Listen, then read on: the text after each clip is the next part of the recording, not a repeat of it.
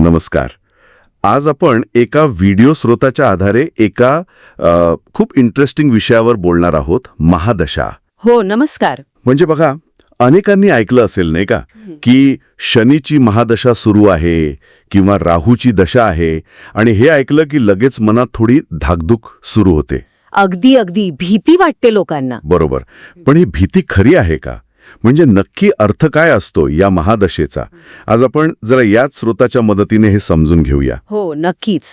कारण कसं आहे ना, हा स्रोत पण हेच सांगतो की महादशा म्हणजे काहीतरी संकट किंवा फक्त वाईट काळ असं नाहीये. अच्छा. हो, ज्योतिषशास्त्रात म्हणजे विशेषतः जी पराशर ऋषींची विंशोत्तरी पद्धत आहे, त्यात माणसाचं आयुष्य साधारण 120 वर्षांचं मानलं गेलंय. 120 वर्ष. हो, आणि या 120 वर्षांच्या काळात प्रत्येक ग्रहाला राज्य करण्यासाठी म्हणजे प्रभाव दाखवण्यासाठी एक ठराविक वेळ दिली आहे. ओके. याच मोठ्या कालावधीला महादशा म्हणतात. हा एक प्रकारे आपल्या आयुष्याच्या टाइमलाईनचा भाग आहे. अच्छा, म्हणजे हे 120 वर्षांचं एक प्लॅनिंग झालं मग. हो हो. मग हे ग्रह कसे येतात, म्हणजे त्यांचा क्रम काय असतो आणि किती काळ असतो प्रत्येकाचा? हो, या स्रोतानुसार बघा, एकूण 9 ग्रह आहेत आणि त्यांच्या महादशा एका ठरलेल्या क्रमाने येतात.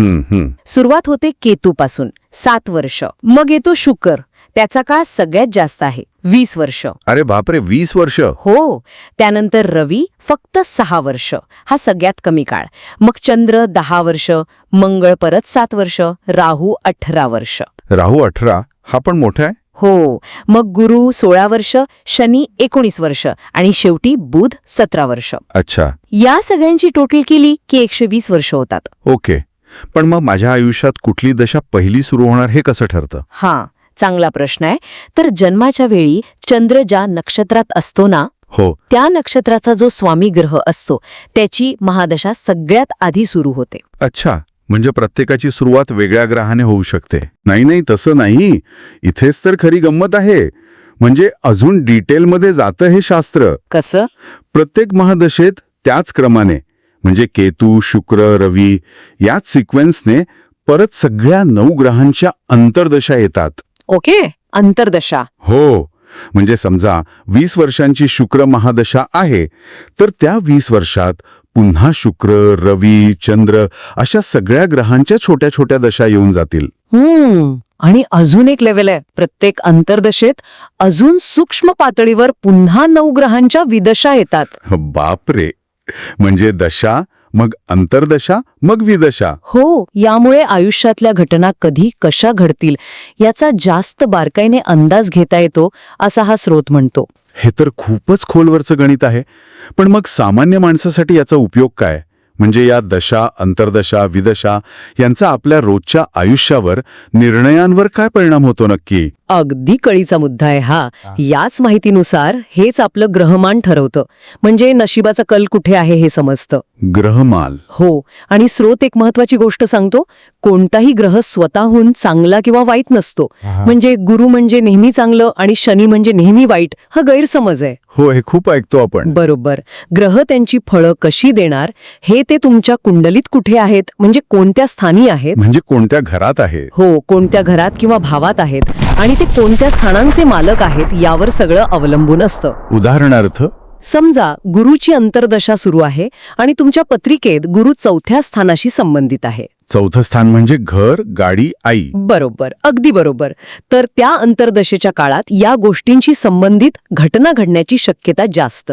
मग त्या चांगल्या असू शकतात किंवा काही त्रासदायकही असू शकतात.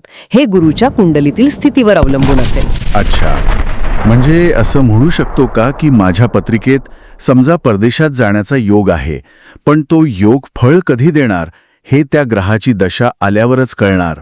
अगदी अगदी. हाच या स्रोतातला महत्वाचा पॉइंट आहे. गाडी किंवा घराचा योग दिसतोय पत्रिकेत, पण ते सुख कधी मिळणार हे त्या संबंधित ग्रहाची महादशा किंवा किमान अंतर्दशा सुरू झाल्यावर कळतं. अच्छा.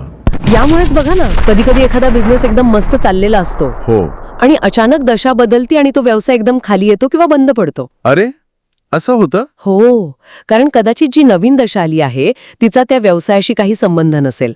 म्हणूनच स्रोत म्हणतो, दशा बदलली की दिशा बदलावी लागते. वा, म्हणजे वेळेनुसार आपल्याला आपले प्रयत्न, फोकस बदलावा लागतो. अगदी वेळेनुसार अपेक्षा आणि कृती जुळवावी लागते. हे खूपच इंटरेस्टिंग आहे. मग अनेक जण उपाय करतात, खडे घालतात, जप करतात. त्याबद्दल काय म्हणतो हा स्रोत? त्याचा उपयोग होतो का? हो, उपायांबद्दल पण यात सांगितलंय आणि खूप प्रॅक्टिकल दृष्टिकोन आहे. कसं? उपाय म्हणजे जप, दान किंवा रत्न वापरणं हे तेव्हाच जास्त परिणामकारक ठरतात जेव्हा त्या संबंधित ग्रहाची दशा किंवा अंतर्दशा सुरू असेल. अच्छा, म्हणजे दशा सुरू असणं महत्वाचं आहे. हो, आणि त्यात पण जर काही किरकोळ अडचणी असतील तर उपाय मदत करतात. उदाहरण दिलंय बघा, लोखंड गरम असेल तेव्हाच हातोडा मारला तर त्याला आकार देता येतो. बरोबर. तसंच काहीसं चुकीच्या वेळी म्हणजे जेव्हा त्या ग्रहाची दशाच नाहीये तेव्हा केलेले उपाय फारसे कामी येत नाहीत असं या माहितीवरून कळतं. म्हणजे दशा आपल्याला योग्य वेळ दाखवते. हो, योग्य वेळी योग्य प्रयत्न करण्याची दिशा दाखवते. उपाय फक्त त्यात थोडी मदत करू शकतात. तर मग ह्या सगळ्या चर्चेचा आपण काय अर्थ काढायचा? महादशा म्हणजे काय नक्की? भीती बाळगायची की नाही? नाही, भीती नाही. थोडक्यात सांगायचं तर महादशा आणि तिच्या आतल्या अंतर्दशा विद्दशा म्हणजे आपल्या आयुष्याच्या प्रवासातले वेगवेगळे टप्पे आहेत असं समजा. गाईड पोस्ट सारखे. अगदी. ते सांगतात की कोणत्या काळात आयुष्यात कोणत्या गोष्टी महत्वाच्या ठरू शकतात. शिक्षण असेल, नोकरी, लग्न, आरोग्य, आणि कोणत्या दिशेने प्रयत्न केले तर जास्त फायदा होऊ शकतो. म्हणजे त्या भीतिदायक नाहीत तर मार्गदर्शक आहेत. हो, मार्गदर्शक ठरू शकतात असं हा स्रोत म्हणतो.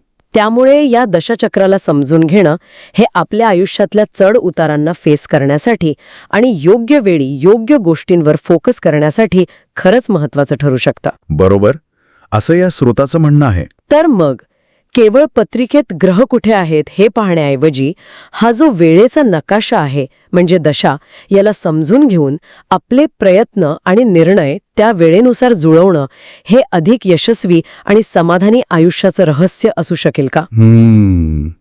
विचार करण्यासारखा मुद्दा आहे नक्कीच.